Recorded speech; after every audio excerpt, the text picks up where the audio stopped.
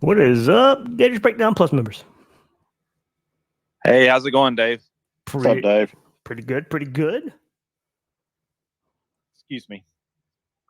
Happy birthday, Dave. All right. Thank you very much. Thank you.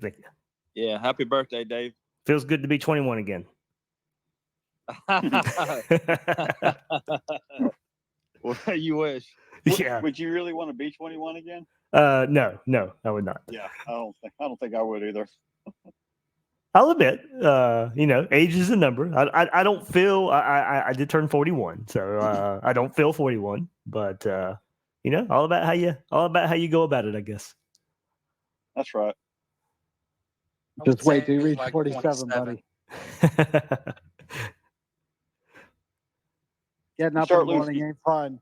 Yeah, you start losing your eyes around 43, or at least for me it was. My nearsightedness, like for real. Yeah, about 43 is when you're reading. You start need reading glasses. Okay, I remember that. My eyesight is pretty good. You guys, you guys get to see me all the time. So no glasses right now. I lost a hair a long time ago. So Yeah, I don't care whether I can see. I just don't like losing my hairline. That's one thing I've been fortunate enough to keep. It's my eyes that have been pretty bad my whole life. It's gotten worse once I hit my mid 40s. It just gets worse. I can tell you that. Yeah. I'll tell you, my eyesight comes in handy when we're watching our defense sometimes. Just take the glasses off. That's right. I hear you on that one. I think, hey, if anything, our defense has made us feel older. Yeah. It's taken some years off of us the last few years. It's definitely put some gray hairs in me for sure. Yeah, a lot of additional gray hairs.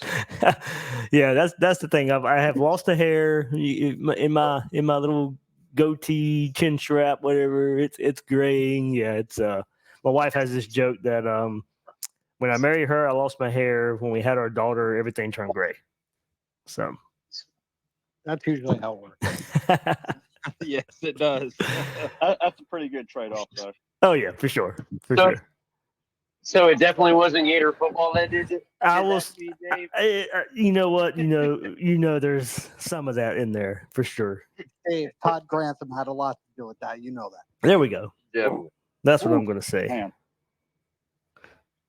I'm gonna put it on that too. But yeah, I figured certainly a eventful weekend with visitors on campus. Florida gets their 2026 quarterback, a decommit as well.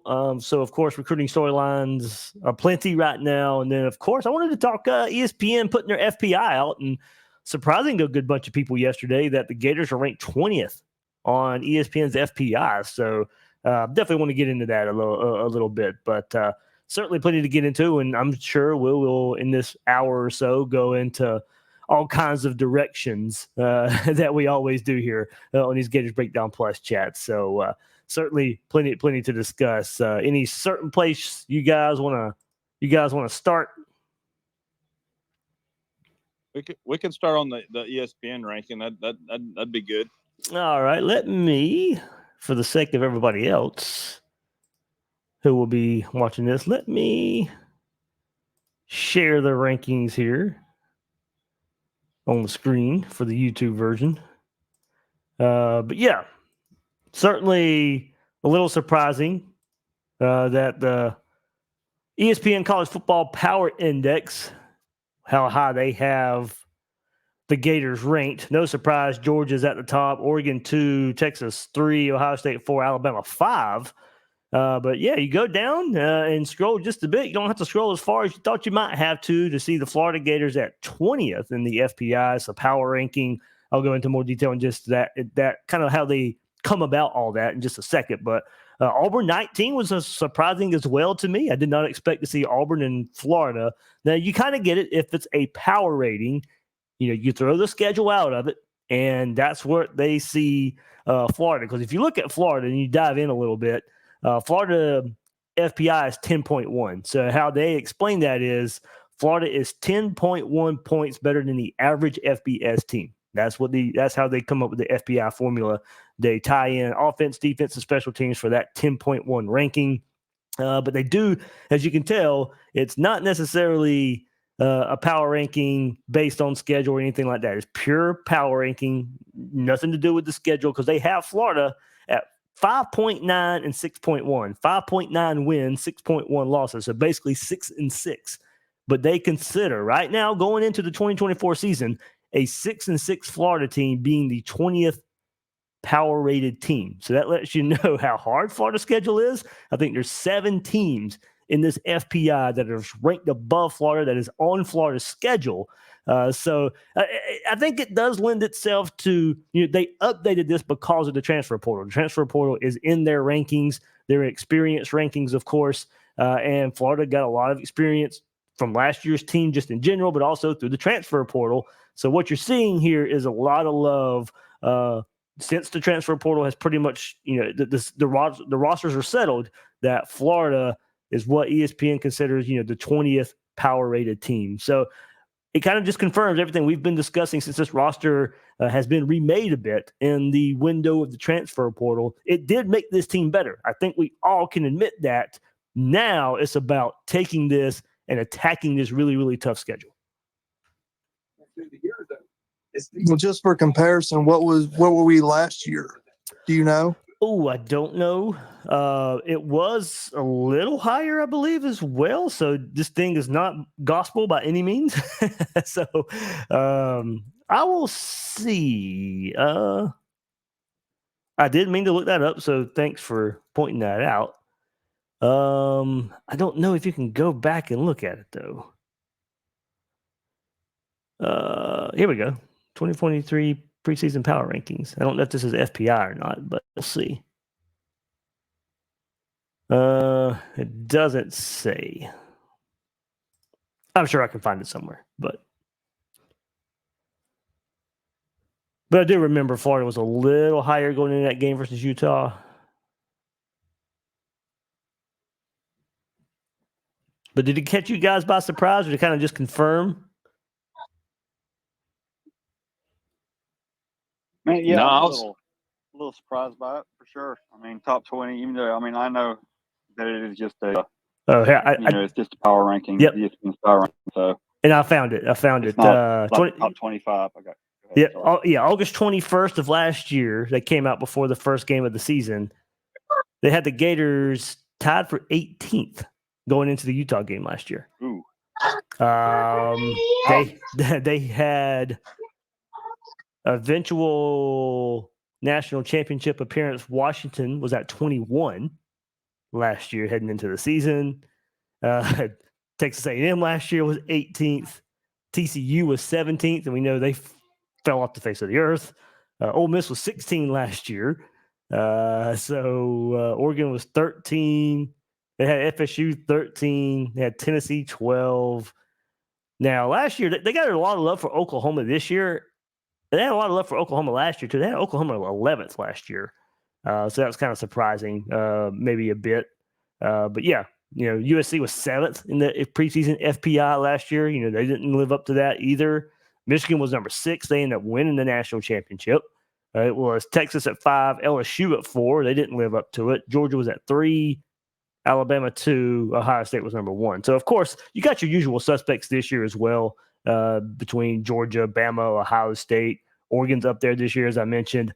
But, yeah, if you want to go back to last year, maybe not the best of indications.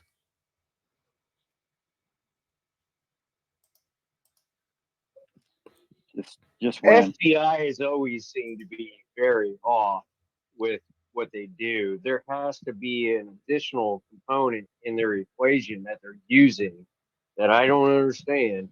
It might even just be, what TV market, might be even just a little part of their equation. Because if we're 18 last year, 20 this year, obviously we all think that this team's improved a ton. Dave, do you have is the recruiting statistics in here? Is Yep. there Recruiting, average? yep, recruiting. player experience. Yep. Like, is there? Yeah, go ahead. Yeah, all that is in here. I'll read it. What is FPI? It's a predictive rating system designed to measure team strength and project performance going forward. The ultimate goal of the FPI is not to rank teams 1 through 128. Rather, it is to correctly predict games and season outcomes. If Vegas ever published a power rankings it uses to set its lines, it would likely look quite a lot like the FPI. Correctly predicting outcomes can't be done by evaluating teams' records because some teams are stronger than their records indicate, lots of close losses, and others have favorable schedules. Kind of shout out to Josh Pate there. Listen to his show all the time. He says, in college football, you are certainly not what your record says you are. It is not equal. We all know that. Playing in the SEC, it's certainly, Florida's schedule is not equal to anybody's schedule this year. So this kind of what he does with his power rankings and also what the FPI does here, it's not necessarily looking at record to tell how strong a team is. What goes into the FPI? Each team's FPI rating is composed of a predicted offensive, defensive, and special teams component. These ratings represent the number of points each unit is expected to contribute to the team's net scoring margin on a neutral field against an average FBS opponent. Trying to see everything that goes in it. But I do know experience, recruiting, all that stuff. Here it is. It's 4 components to the preseason rating: prior performance, returning starters, returning rankings, and coaching tenure. Returning starters on offense and defense, with special consideration given to quarterback or transfer quarterbacks with starting experience, is heavily weighted. Recruiting rankings using ESPN, Rivals, Scouts, and Phil Steele. I don't know why they don't use On3 and 24/7. This was an older ranking, so the article about explaining what it is, they haven't updated that. I'm assuming they use 24/7 and On3, but I don't know. But there you go. That's kind of how they come up with it all. As I said, at the top, as for almost all the rankings, not that hard to figure out and put together. But as you get further down, some, just like everything, there's some variance into the success rate of one power ranking. I don't know whether to feel good about it or not, Dave. I mean, it seems kind of hit or miss. It really does. I mean, look, we probably know Georgia, Oregon, Texas, Ohio State. Those guys are going to be probably torn up there as well. At the beginning there, Dave, didn't you say there was a Vegas component to this? No, they were saying if Vegas was to use their own power rankings, it would look very similar to this. Gotcha. Yeah. Here, this will get a good conversation going, and I'll let you guys take over for a second. Mark Schlabach. So there was an article breaking down on ESPN, breaking down this FPI, and it was and part of this article, which team is the FPI overvaluing? And of course, Mark Schlabach, the background of being a huge Georgia fan, did bring up Florida as being overvalued. Florida went 11-14 in Billy Napier's first 2 seasons. I'm not sure the Gators will be much better in 2024 because of their brutal schedule. Well, my thing is, I don't know if he knows what the FPI is because he's bringing up the schedule. So you're not supposed to do that with the FPI. Florida plays non-conference games against Miami and Florida State, faces a brutal SEC slate that includes road games at Tennessee and Texas, and home games against Texas A&M, LSU, and Ole Miss, as well as the annual showdown against Georgia in Jacksonville. The Gators lost tailback Trevor Etienne, who transferred to Georgia, and leading receiver Ricky Pearsall, who left for the NFL. Quarterback Graham Mertz was efficient in his first season at Florida, but he was sacked 31 times behind a bad offensive line. Napier blew up his defensive coaching staff after the Gators ranked 78th in the FBS in scoring defense and 71st in total defense. So that's what Mark Schlabach had to say about Florida being overvalued in the ESPN FPI. Sounds like a very unbiased opinion. Yeah. I mean, don't get me wrong. There's a lot of truth in what he says, but he does bring up the schedule. You know, so it's just like, okay, I mean, the schedule is the not. way he says it too. Yeah. I saw on Twitter yesterday or maybe the day before where once again they do this. I mean, every other week, ranking the toughest schedules in college football, and the top 8 teams were SEC. Of course, we were number 1. I saw that. But I think Mississippi State was 2 and Georgia was 3rd, and it just got me thinking. So what the biggest difference in our schedule and Georgia's schedule is we play each other. So they're playing a 6 and 7 team or a 5 and 6 team or whatever we were last year, 5 and 7, whatever, and we were playing a 12 and 1 team. Juggernaut. Yeah. That pretty much is the would be difference. In 1 and 3, if you're looking at, I mean, for the most part, wouldn't it? I mean, That thought had crossed my mind too when I saw that. It's like their schedule is based on us being on theirs and we being on theirs. I mean, their schedule's tough.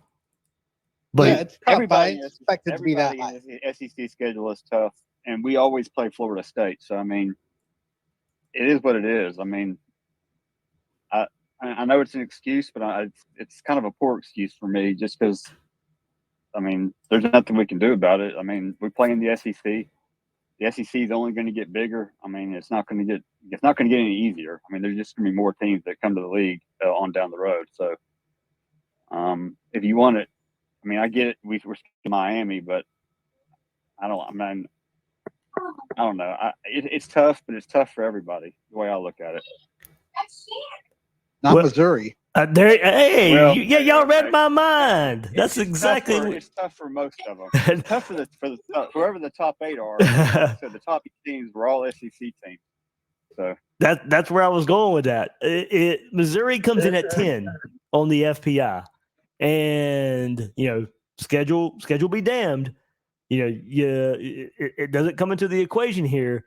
But if you look at them, I mean, if Florida had the schedule, I mean, I'm penciling in probably 9 and 3 with a schedule of Murray State, Buffalo, Boston College, Vanderbilt, and then a bye week. You could stop there. Yes, exactly. Pretty much. Texas A&M at Texas A&M in October. Then they have UMass in the middle of the season. Auburn. Oh boy. Yeah. Auburn, Alabama. So they got Auburn and Alabama back to back. That's their toughest games right there. Maybe. And then they have a bye week, Oklahoma. So their season is pretty much that 3-game stretch of Auburn, Bama, and Oklahoma in the middle of the season. There's a bye week between Alabama and Oklahoma. Then they have South Carolina. Yeah. What? Wait, just real quick. What's the AD's name again? I just want to know so I can put it in my Rolodex. After Oklahoma, they have South Carolina, then Mississippi State, and then Arkansas. So, I mean, that is as bad as manageable of an SEC schedule as you will get. The only top-tier team they play in the SEC is Alabama, and that is it. They don't play Georgia. They don't play Texas. They don't play Ole Miss. I mean, so, Missouri, don't get me wrong. I think Missouri is going to be a pretty good team. But, man, if they don't get the benefit of a big-time schedule. So, if you flip-flop schedules, they're not making the college football playoff, in my opinion. They actually have a chance to make the college football playoff with this schedule. And Florida would probably have. Most of the SEC teams would have a chance to make the college football playoff with this schedule.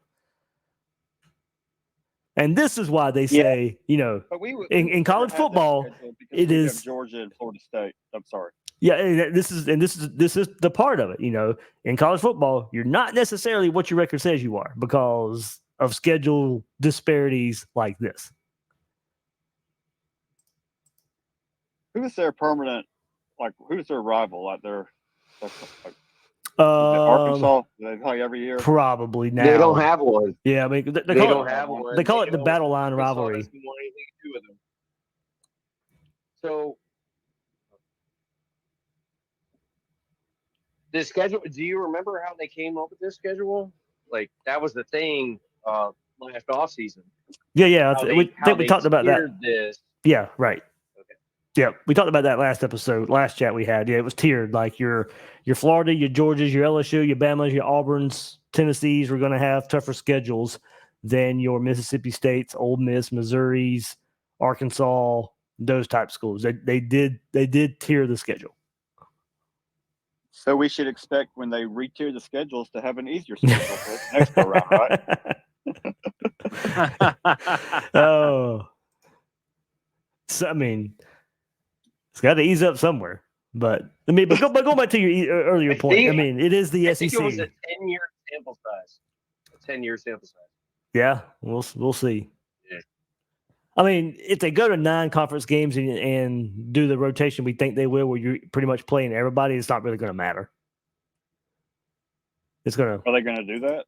I still think that's the leader in the clubhouse. I do think it's when after next year's repeat of this year's schedule for the conference.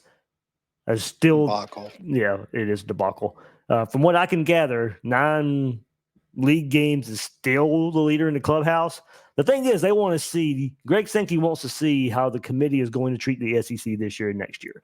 If the schedule's tough and they get left out of the playoff, how does he weigh that? Is it stay at 8 games and make the schedule easier so you get into the playoff? Or is strength of schedule really going to be valued and there's actually value of adding one more conference game? So it's not, I think the preference is 9 games, but they want to see how this plays out in the next couple of years. That's a huge part of it. And I think also they're quite frankly holding out for a little bit more money because there's one extra SEC game. So they just see if they can't get a little more money from ESPN. Yep, that's correct as well. So it's basically going to be like the COVID year. It's like if we go to 9 games, like, you know, we're probably going to end up getting rid of, you know, like the Sanfords and the, you know, the directional schools. You know, that's what it sounded like it's going to come to. Pretty much. Yeah. Speaking of, the 2020 schedule, I mean, I'll have to go back and think about it, but I mean, 10 games, all SEC, that was probably as tough or tougher than this coming up schedule. I mean, I think. Unless I'm just, that's pretty tough. This is a horrible scheduling mistake by Strickland. Didn't we already have Texas on the schedule? We anyway? did, but we had to cancel it.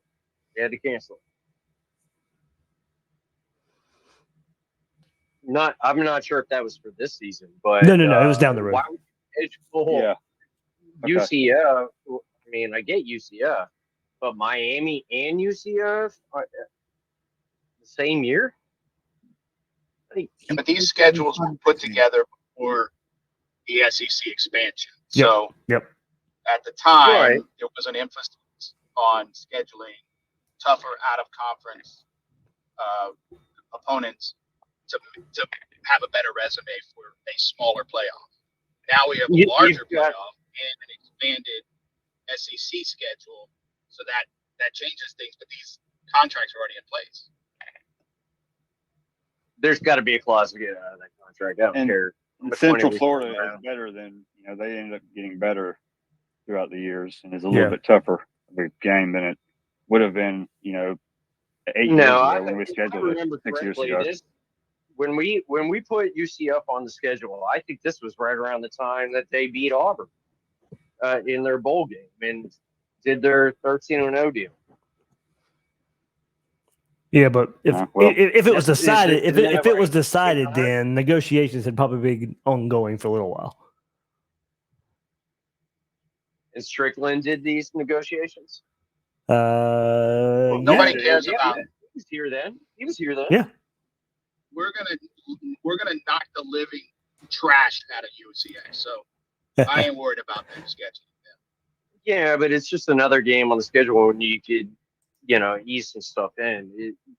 It's so brutal. You got to be up. This is every single week. Yeah. It's just going to be so freaking tough, and you know, with attrition and injuries, and like this.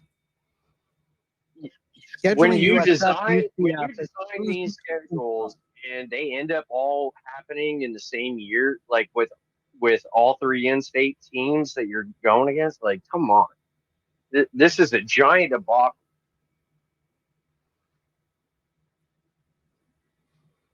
I mean, it is what it is. Yep. I hate cupcake games, but this is kind of crazy, but I hate the cupcake games, so, you know. Yeah, and it's not, and it still might not be as bad as everybody thinks it is. I mean, Tennessee on the road is going to be really tough. Georgia, of course, is going to be tough. Texas is going to be tough. But, I mean, FSU, I don't think is going to be as good. I don't think LSU is going to be as good. I mean, there's games that teams that are projected to win that we have no idea how they're going to be. I mean, they could be overrated right now too. I mean, for sure. I mean, it's tough right now, but at the end of the season, we could re-rank the schedule and it not be as bad. I mean, Yeah, I'm on record saying that I think we're going to win only 5 games this year, maybe 6, and I still prefer this schedule over a bunch of cupcakes. I hate cupcake games, so give me this all day long. Notes for me for the FPI: Tennessee number 9, LSU 13. I am higher on Tennessee than I am LSU, so that this one confirms my thoughts a little bit.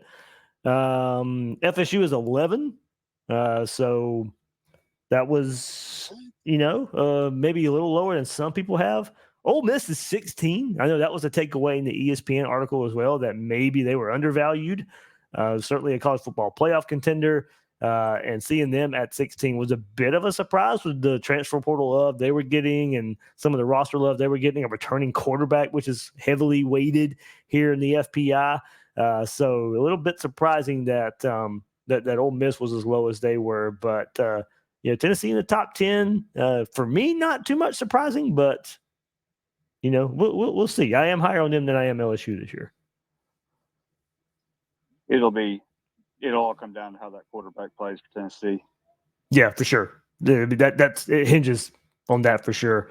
Miami 23rd, so Florida is ranked ahead of Miami. I think Miami was the 8th team that would be in the top 25 of this FPI that Florida would have to play. 7 teams in front of Florida that's on the schedule, but Miami does come in at 23rd. So this is kind of how it's broken up. They have Florida at 20 in the record of 6-6. Miami at 23 with a record of 8-4. So that lets you know kind of how they power rate the teams and what they, how they don't really factor in the schedule based on that. Yeah, well, it's not the schedule, but it's the conference that they play in. Yeah. They play in a conference? UCF is 32. Kentucky 34.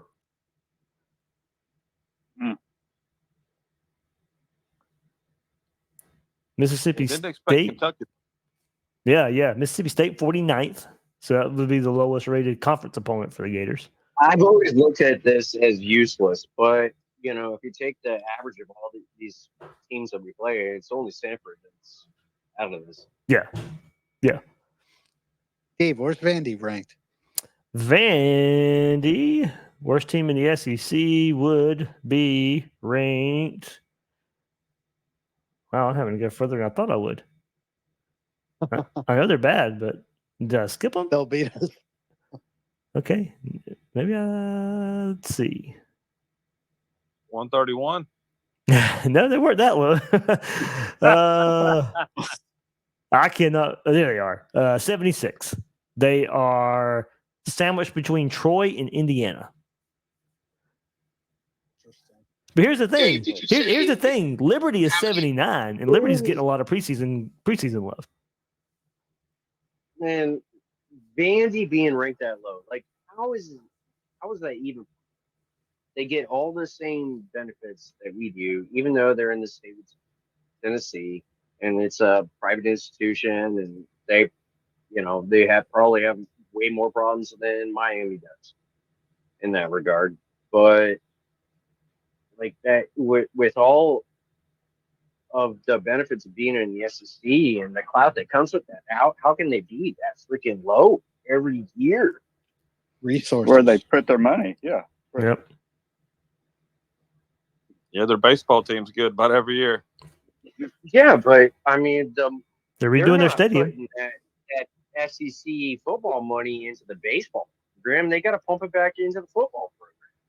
I think they are. You're going to spend all this money in the athletic. I mean, that's where the majority of these schools use this football money is to help run the other smaller schools. They can't score for stuff. I get it, but I mean, there's still just so much money there. Why wouldn't it be going, like a large portion of it going to the football program? So looking at that, if we're gonna become a super league, Vandy's still gonna be in that shit. Like, come on. I think down the road you might can see some, if you don't hold your weight, that you might could seeing some teams make their way out. But Mississippi State comes in at 49 overall, so that means every SEC team but Vandy's in the top 50. I think the goal should be we need to live up to our FPI ranking by the end of the year, at least. I feel you on that. Did you say how many teams on our schedule are above us in the FPI? Yeah, I think it's 7. Let me make sure I put it in the. I shared an article on all this. I broke some of it down. So the articles on Gators Breakdown. Yeah, 7 is the number. I'll go through them all. I put the article up on gatorsbreakdown.com. So it was, of course, Georgia number 1. No second guessing that one.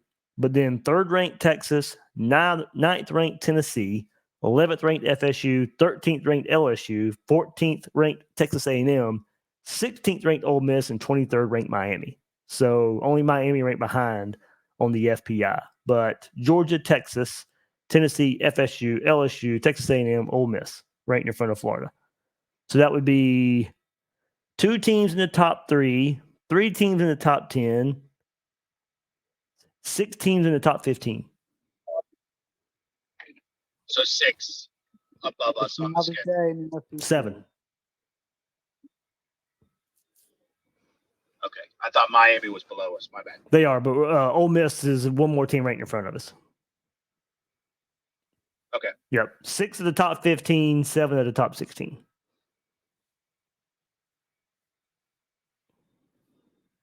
And that, my friend, is how you get the nation's toughest schedule.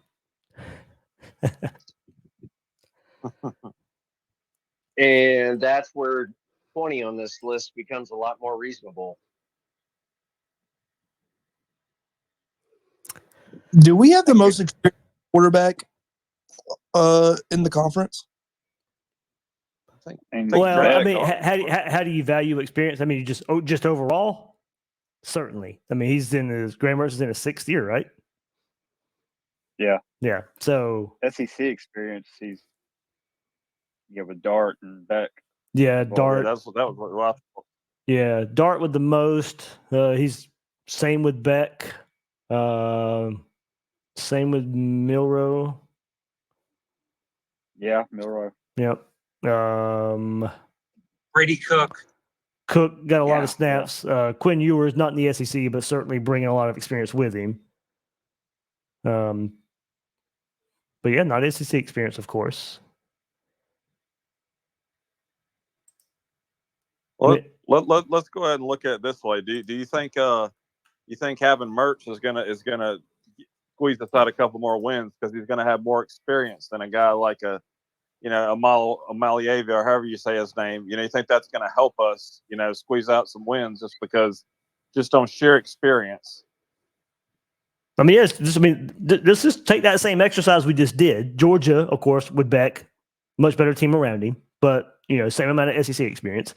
Quinn Ewers, of course, you got to go to Texas, a lot better team around him, but bringing a ton of experience with him.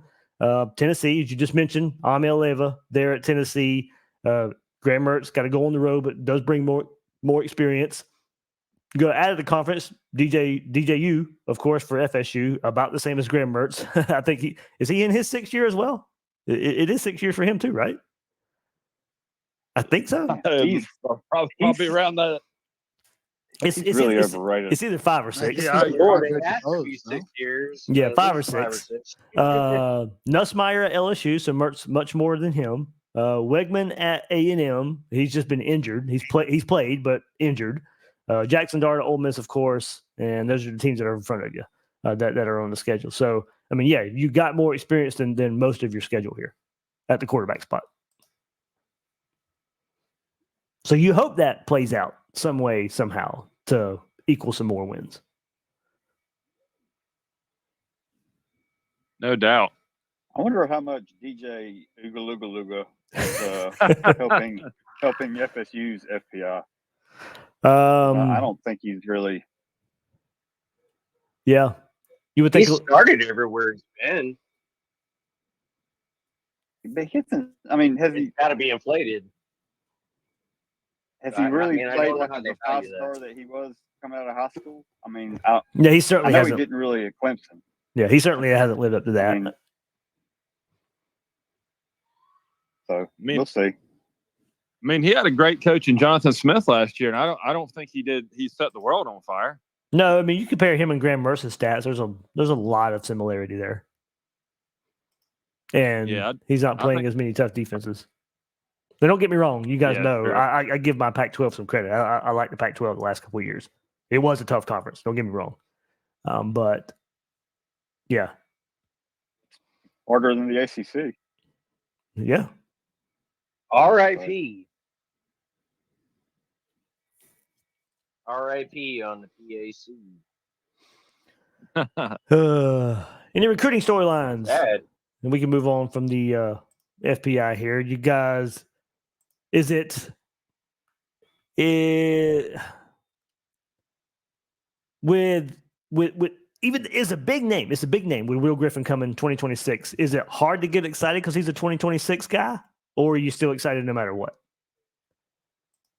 Yeah, I'm still thrilled about getting Will Griffin. I mean, I maybe we don't land him in the end or something. If Billy's not here, but I'm really fired up about Will Griffin. I mean, that's the kind of quarterbacks we need to be landing. Yeah, I think it would take a lot. He could still be here. Yeah, I think it would take a lot, even if something happened. Yeah. Yeah, agreed. I think it speaks a lot on Billy going forward and how he's been able to land these quarterbacks over and over. I know we've been really, the Rashada situation put a really poor taste in our mouth, but overall, like Billy is constantly landing top quarterbacks. And when you have a 24 quarterback and a 26 quarterback, and now we're going into recruiting year, so like this has to look good to these wide receivers.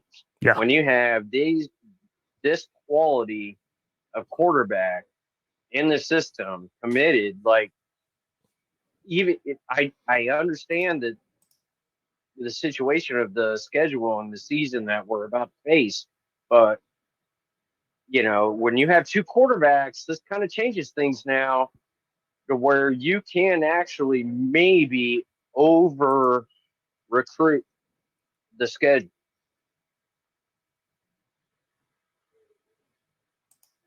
Or not the schedule, but the results of the schedule. Yeah, but I think even if Florida struggles this fall, I still think Will Griffin pretty much believes in what Napier's building. He got that Gator background in him as well. Grew up a Gator fan. It would be hard to see him not end up in this class in 26. Now we know this game, the recruiting world with NIL, everything's changed a ton in the last few years, but still tough seeing. Now, of course, if Napier gets canned down the road, anything can happen. You got to go make the best of yourself. But I think it would take a lot for him not to end up in this class ultimately. I even think even if Napier were to get canned, I mean, it's a lot harder. But he grew up a Gator fan, so it wouldn't be out of the question. But definitely, like I said, it would not be. It'd be starting the process all over with whoever came in. But that's the good thing. Like, I don't think he'd be a guy where when there's a coaching change, you have an immediate decommit. I think he'd be patient. He'd see who the new hire would be, and he'd give that new hire a chance. Right. I think, like I said, it would take a lot for him to not end up in this class, in that 26 class. Yeah, that's how I see it too. So, but like I said, the easy solution is to win games, and we only have to worry about it. Yeah. But what about the recruiting aspect of it to have that next heir to the position? Yeah, I mean, it's huge. I mean, I do agree with your point there that it hopefully is speaking to some wide receivers. I mean, we heard the visits this past weekend where DJ Lagway's name came up, and he's a general. He's a quarterback I like to play with. And we heard that from multiple wide receiver recruits this past weekend. So you can keep that going with somebody like Griffin. So it should speak, and plus I do think this fall will go a long way. And if we do get that more explosion in the offense, and if DJ Lagway's on the field for some of that, I certainly can think it can ramp up the reviews that we have heard about DJ Lagway and these wide receivers that are on campus this past weekend and the ones coming up. So you throw another big name into the mix, and if you can sit there and prove with a quarterback like Graham Mertz, like, hey, we can go down the field. We had our issues last year. We figured it out. We got some better players around him. We're starting going down the field a bit more. It can, with the big names paired with some explosion in the offense this fall, I really think it can continue and really help get some better wide receivers in the classes as well. Dave, it seems like we've turned up the heat back up on the hill. Again after this official visit this weekend. I've been seeing some guys put in their mock classes that he's going to be in some of their mock classes. Yeah, going back to that, it's not like Florida. Now, don't get me wrong, the recruiting did calm down a bit. It's not like Florida stopped recruiting him. And then once they got him on campus, it certainly feels like they thought about it some more and came around a bit stronger. But it's not like they completely stopped. At one time, Keelan Russell, who just committed to Alabama today, he's not going to visit this weekend like he was supposed to. But he was in the mix. Tremel Jones, the FSU commit in the mix, still firmly in the mix. We'll see if Florida can get that visit set up. But at the same time, he's been on campus. Jones has. It's not like getting him getting him on an official in the end will be imperative. Just it not being scheduled right now, it not being on the books right now, don't necessarily worry me much right now. But we'll see how that one plays out. But certainly with the way some of the dominoes have fallen and the inclination that, hey, if Bama pushed or Texas pushed Russell, that he was going to consider one of those schools. Well, that's exactly what happened. So got to have another plan. And Hill's weighing, which we know he'll visit Memphis this weekend. NIL, I'm sure, will be discussed. We've all heard about FedEx and Memphis and their NIL package they're going to start putting together for football players and student athletes. Well, now he'll go there. He'll weigh that versus what Florida was able to sell him on this past weekend, which was, hey, quarterback development. You saw it play out with Graham Mertz a bit. You're going to see it play out with DJ Lagway. Come here. Yeah, you'll be a year removed from DJ Lagway. We know you want to play early, but redshirt, let's develop you. If you want an NFL future, if you want the best future, yeah, you can take that NIL money right now and go play at Memphis, and that may work itself out.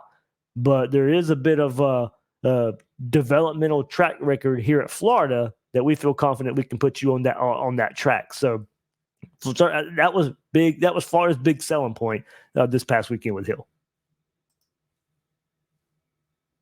Yeah, as far as talking about Tremel Jones, Dave, it seems like when he visits Florida, it's really quiet. We don't hear about it until after the visit, and everything. It's like I don't never remember hearing about him until like after the visit's over and everything. So is that the staff's design? They do that by design. Yes, it is to stymie the FSU side of things. FSU does not want. Yeah, I figured. I was just wondering. Yeah, FSU does not want him visiting. So that's yeah. There you go. You figured it out. So that's recruiting for you. I mean, hey, but let's actually stay there a bit though, because if we look forward to this weekend's visitors, I mean, Solomon Thomas, that's the name coming up. Another Jacksonville guy at Reigns, has a relationship with Tremel Jones. I would love for Florida to end up flipping Tremel Jones to kind of help there. Tremel's got a relationship with Vernell Brown III as well. Not necessarily package deal or anything like that, but every little bit helps, of course. But Solomon Thomas having his official this week, visited LSU last week and got some really good reviews out of that, but I still think it's going to be an in-state battle in the end. He's committed to Florida State. I know his name has come up as a flip target for the last couple of months now. Word is here in Jacksonville that he's going to be listening to Florida, and he's got that official visit coming up this weekend, and hopefully it goes a long way here for the Florida State commit. But 5-star offensive lineman right up the road in Jacksonville. It's time to start winning some of the big boy battles in Jacksonville and Tampa and Orlando, the surrounding big counties in Central and North Florida. For Florida, got to put it all. I mean, of course, they're going to lay it all out on the line this weekend for this official visit, but need to keep chipping away at Solomon Thomas. What do you think that we got to do to land him, Dave? Because I keep hearing rave reviews every time he visits and everything. It's like, what's the nail in the coffin that we got to do to convince the kid to flip? Oh, that's a good question. I think getting the family on board is one thing. Another is really sell him on the offensive line coaching situation. That was part of the pull there at Florida State, and it's a long-standing relationship with those guys. There that you just kind of have to overcome now. He feels very comfortable at Florida State. That's the big thing. He's really comfortable there. But hopefully this is like a Roderick Kearney situation a bit where he flipped to Florida State, but in the end, Florida just keeps hammering home their development along the offensive line, who they've put in the NFL back in times of Louisiana, also Torrance here at Florida, and kind of just keep hammering home those aspects there. Sure hope Kearney was there as his host. I'm sure that will be the plan this weekend. I'm pretty positive that will be the plan this weekend. I mean, Florida's going to push all the way into the end on this. So top offensive line target, of course. It is a realistic flip chance. We've had this discussion the last couple of months. Some thought it would have already happened by now, so I know there's worry there that it hasn't. But proximity, being close. Tallahassee is still a bit more of a drive from Jacksonville. Gainesville, a lot closer drive. I know he has family. He would love to attend games. Gainesville's proximity to Jacksonville will help in that regard as well. So the interest is there. The interest certainly is still there. From both sides. It may just come down to what we look like this year. But yeah, he's already committed to FSU, so it's going to go down to signing day. That certainly could be part of it. What's the latest on VB3, Dave? The Ohio State visit went really, really, really, really well. I put the episode out today, so after Abdullah decommitted, I kind of went through a lot of the targets there at wide receiver. But certainly, and look, we knew the Ohio State visit was going to go well. That is not a surprise. But like as I said in the episode, everybody can go out and listen to the full episode. We knew Ohio State was going to be in this, and I know I still think ultimately it's going to be a locals battle. I still think it's going to be a Florida State battle. But with Ohio State, their history at the position, their staff, you just cannot dismiss the relationship that he can build there at Ohio State. And I think I saw somebody share earlier. He's got a American Eagle NIL deal already, and American Eagle, the owner or their owner's wife, has a big history at Ohio State or something, so there might be a connection there as well at the same time. So don't dismiss Ohio State. My prediction would be a Florida State battle in the end, but the talk is he wants to stay in state. But I think Ohio State on the outside looking in, but knocking at the door really, really, really hard. A great visit this past weekend, which was to be expected.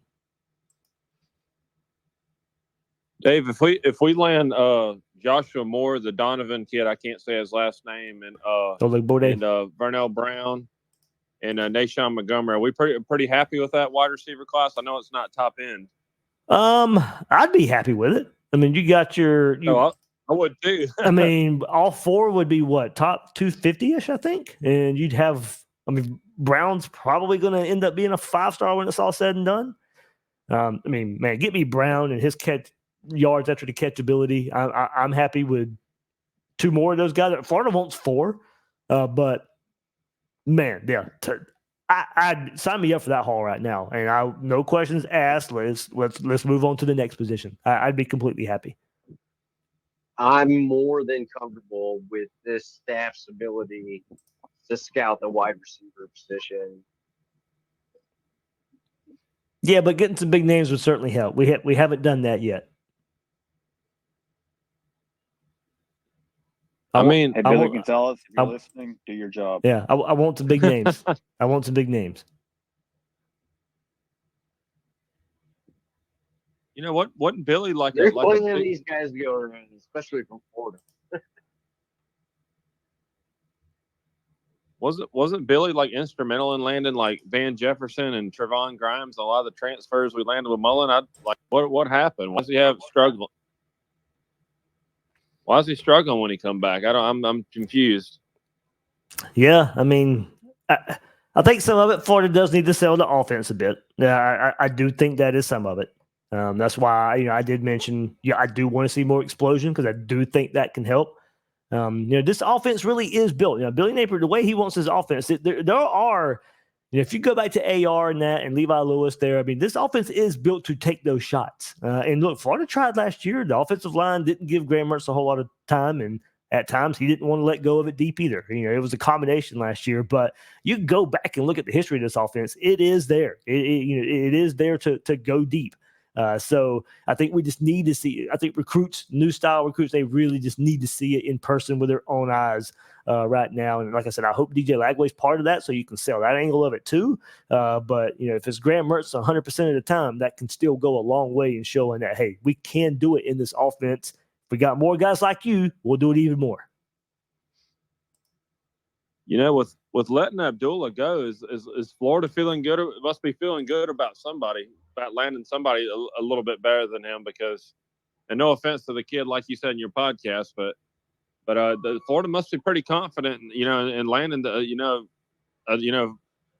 better talent than what we've gotten lately. I think the timing of it is telling. Yeah, definitely. Agree there.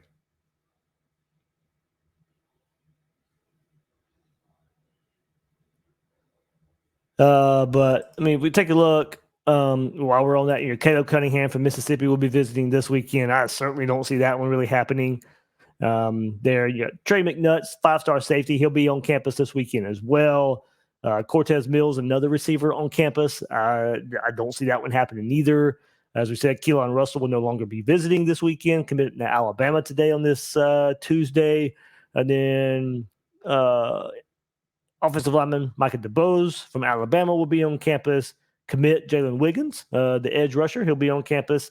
Legacy Ben Hanks Jr., the cornerback from down south at Miami, Booker T. Washington, he'll be on campus. Don't necessarily see that legacy working out at the time. Then a few other players too. Caleb Falk, a 4-star edge. He's an Auburn commit. We'll see if Florida can make some headway there. Miles Johnson, another linebacker, another player from the state of Mississippi. He's an Alabama commit. And Florida will be working him at the linebacker spot. Florida might actually be recruiting him a little bit harder than Alabama right now. So keep an eye out for that one. I would expect good reviews out of this visit. Florida recruiting him pretty hard already. But now getting that official visit this weekend, I expect reviews to be pretty high for linebackers Miles Johnson out of the state of Alabama. And then tight end Hollis Davidson will be on campus. John Mills, an offensive lineman, and Taryn Hedrick, another offensive lineman as well. So there's your visitors right now for this weekend. We'll see if any more come out. I think I saw today, Jarquez Carter is back on the docket today. Back, I mean, he just wrapped up his official visit and already back on campus now. I like the 3-star defensive lineman. I certainly would not mind if he's part of this class. So, no, we'll back on campus. 7-on-7, though.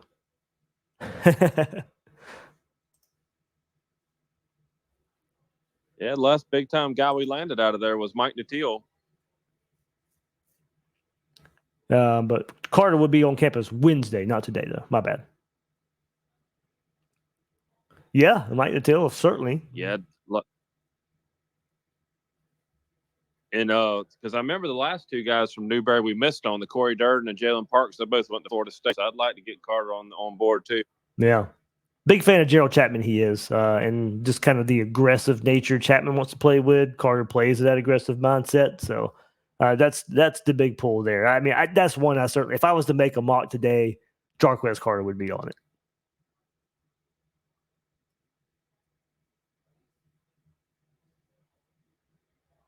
That might be fun. I don't know if I'll do like a full So what's the deal with mock the class, Ingram kid? but I might do a mock class after these June visits, or close to a mock class. Yeah, that's always a good conversation starter there, Dave. For sure. I remember, Dave, you said something about Ingram on your pod, right? Mm-hmm. Yeah, I mean he's another one I know. Why is that not allowed? Does he want to be a quarterback, or is he just gonna come to Florida as a wide receiver? He'll come to Florida as a receiver if it happens. Certainly, the word is he wants to play basketball as well. So that's why the visit is happening next weekend and not this weekend. He'll visit the basketball program at the same time that weekend. So certainly, I do think quarterback still intrigues him. So I still think he wants to see if that comes up from anywhere else. I know Louisville was a school thought to be in the interest of him playing quarterback. I haven't heard much more on that recently. I don't know if it's people out there know Florida's going to be probably the choice anyway. So there's not much recruiting at quarterback going on, or maybe just they don't see him as a quarterback. But look, if it's going to be receiver, for no matter who's recruiting him, he's going to be a Gator. The only way he's not a Gator, in my opinion, is if he goes to play quarterback somewhere. That's to me, that's all it comes down to.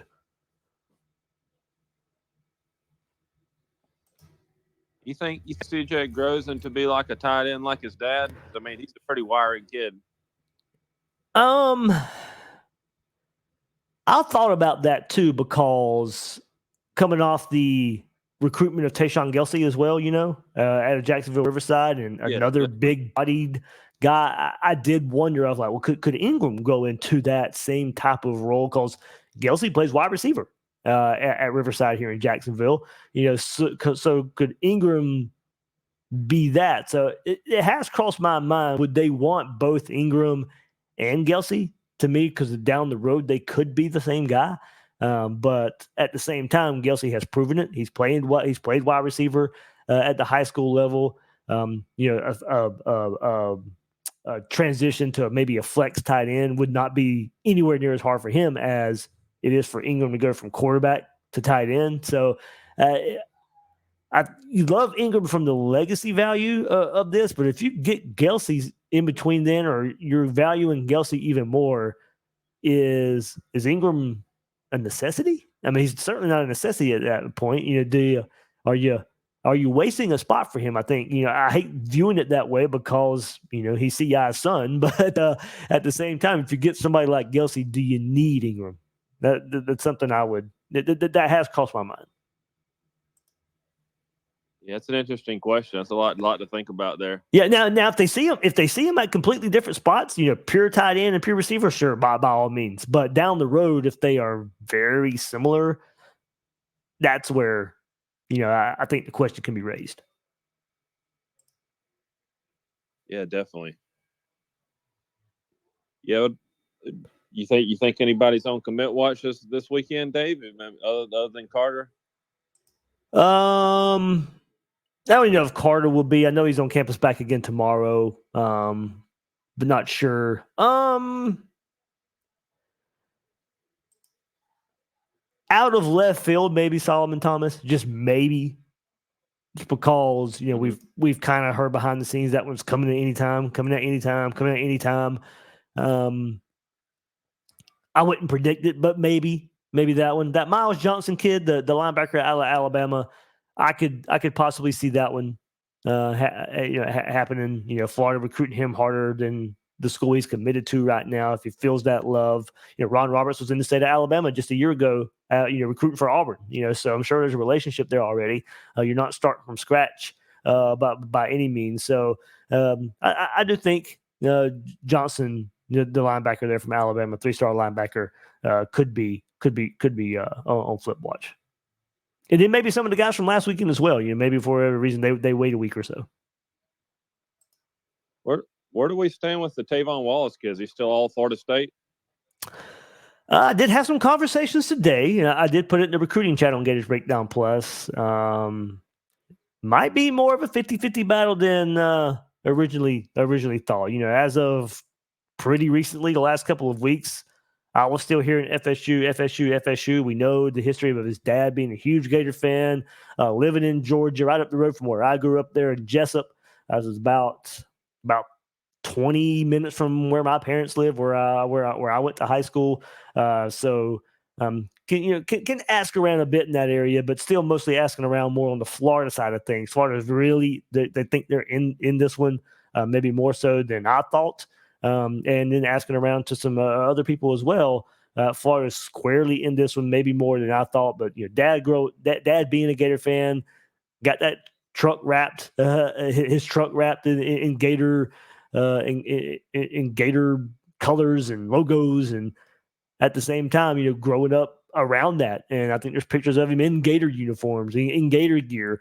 So I would love it. FSU's been that school that's been leading for a while, and Florida chipping away during the springtime. Hopefully, I think he moved up his decision date a bit. Now it's July 2nd, so we're in a month of him coming on campus, or of him making his decision. So hopefully, in the end, one of the top linebackers in the country, like Florida State. When I was putting together like a linebacker big board through the spring, as we were talking about recruiting a good bit, for a lot of the linebackers, I was noticing Florida State's name a good bit more than Florida for a lot of the top names at the linebacker spot. Hopefully, Florida can kind of change that with Wallace out of the state of Georgia. Yeah, definitely.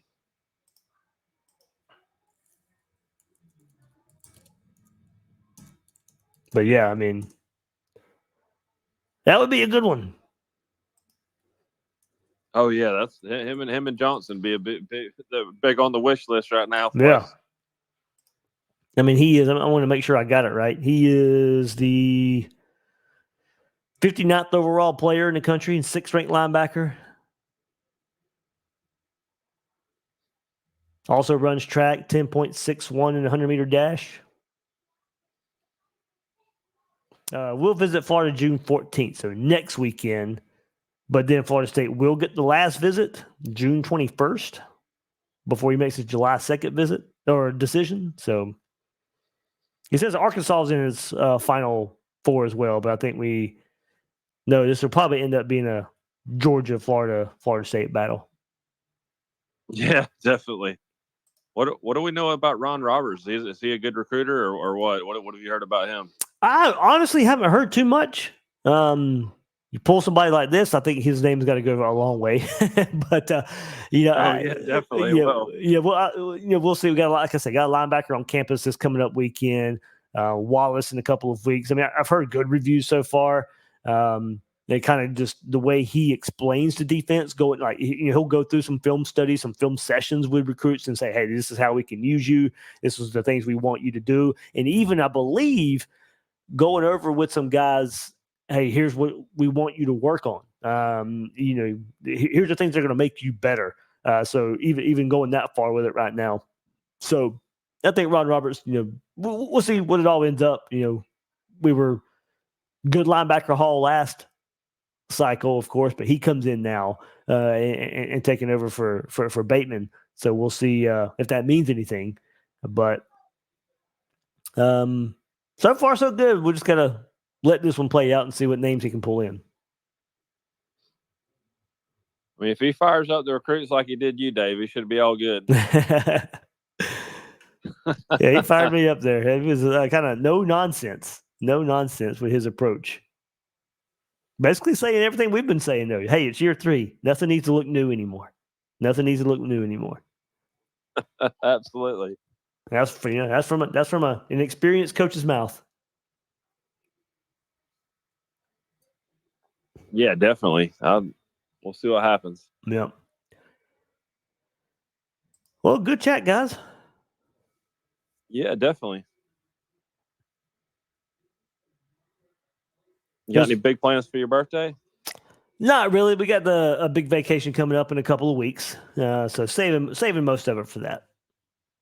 Oh, commit coming. Probably so. And you know what's going to happen when I can't cover it. That's when they tend to happen. So But Go you, away now, Dave. but you know what? I will have many drinks in hand, and if we get a commit, I'll just smile and have another sip.